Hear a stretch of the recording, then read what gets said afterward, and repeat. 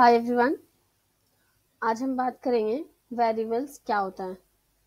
कल हमने स्टार्ट करा था जावास्क्रिप्ट का सीरीज, तो आज का हमारा वीडियो है वेरिएबल्स के ऊपर। ओके, सो हम स्टार्ट करते हैं वेरिएबल्स क्या होता है। ठीक है, तो वेरिएबल्स क्या है? वेरिएबल्स एक कंटेनर होता है। ठीक है, जैसे कि आप यहाँ देख सकते हैं, एक डेफिनेशन लिखा हुआ है, variable is a keyword okay use to declare variables. यानी वैर क्या है? Var is a keyword used to declare variable in JavaScript. ठीक है, it is a function scope which mean the variable is only accessible within the function where it is declared, where allows redeclarations और reassignments.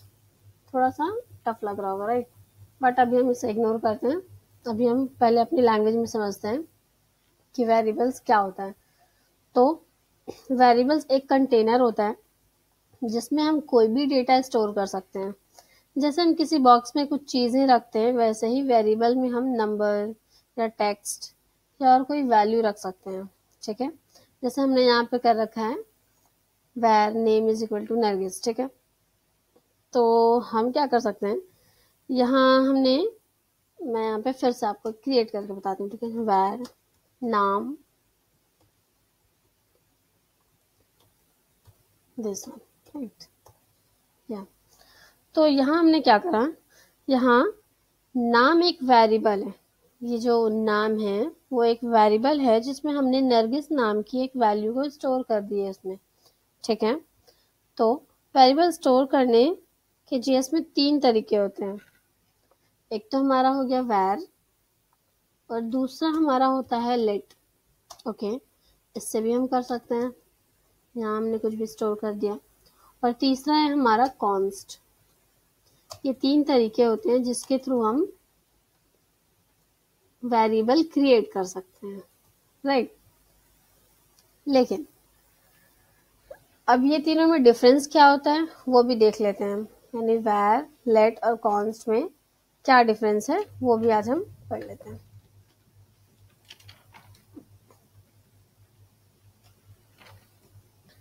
तो वैर क्या है?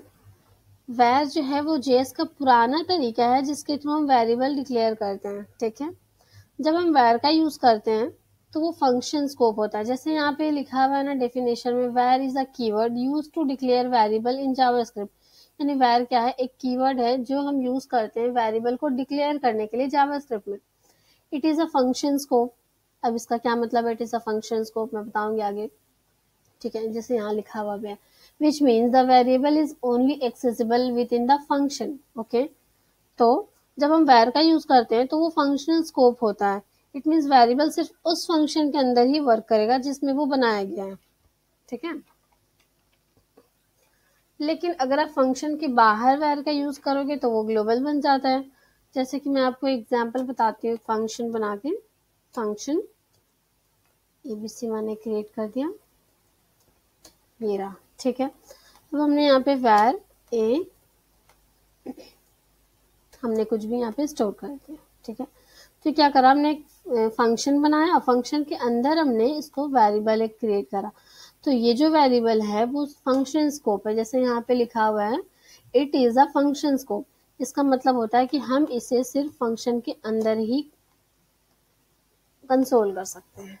ठीक है, यानी उसको एक्सेस कर सकते हैं, इसका ये मतलब हुआ। लेकिन जैसे हमने यहाँ पे वैर नाम को क्रिएट कर रखा है, नाम इज इक्वल टू नरगिस, तो इसे हम क्या कर सकते हैं, इसे, ये जो है ग्लोबल स्कोप हो गया, यानी इसे हम पूरे पेज में कहीं भी एक्सेस कर सकते हैं।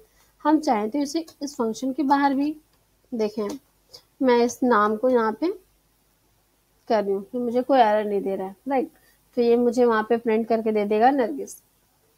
यानी इसका कहने का मतलब, अगर हम इसे फंक्शन के अंदर कॉल करते हैं तो ये सिर्फ फंक्शन के अंदर ही एक्सेस कर पाएंगे। अगर हम फंक्शन के अंदर कोई वेरिएबल क्रिएट करते हैं तो हम सिर्फ इसे फंक्शन के अंदर ही एक्सेस कर पाएंगे। लेकिन अगर हमने कोई भी वेरिएबल क्रिएट करा फंक्शन के बाहर तो वो उसे हम पूरे पेज में कहीं भी एक्सेस कर सकते हैं, यानी उसका स्कोप जो है वो ग्लोबल हो जाता है। ठीक है, अब हमारा आता है लेट।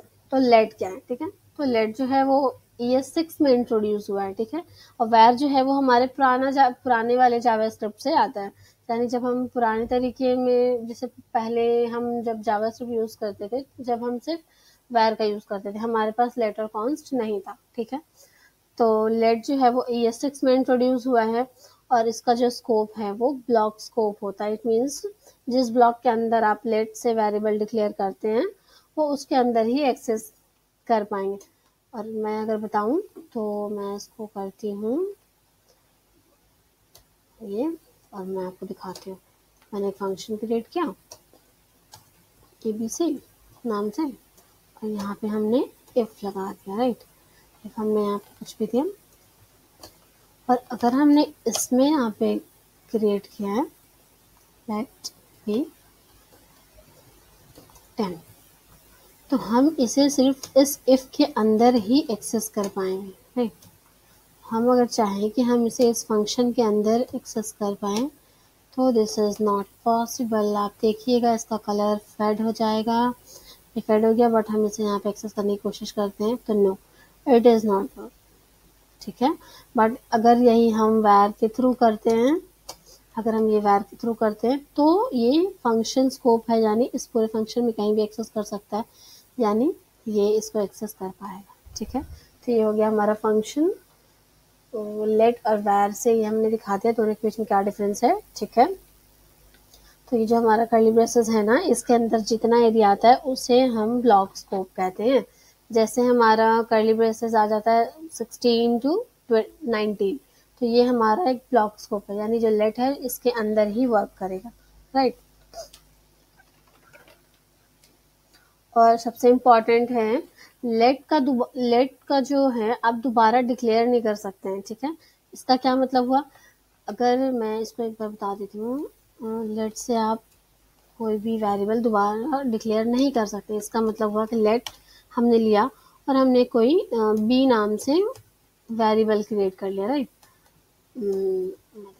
नाम, ठीक है। और हम चाहें तो फिर से अगर हम लेट से क्रिएट करना चाहें तो no, it is not possible, right. देखें ये एरर दे रहा है, और एरर क्या दे रहा है, can not redeclare block scope variable b, यानी हमने पहले ही बी नाम के वेरिएबल क्रिएट कर चुके हैं, ठीक है, लेट से।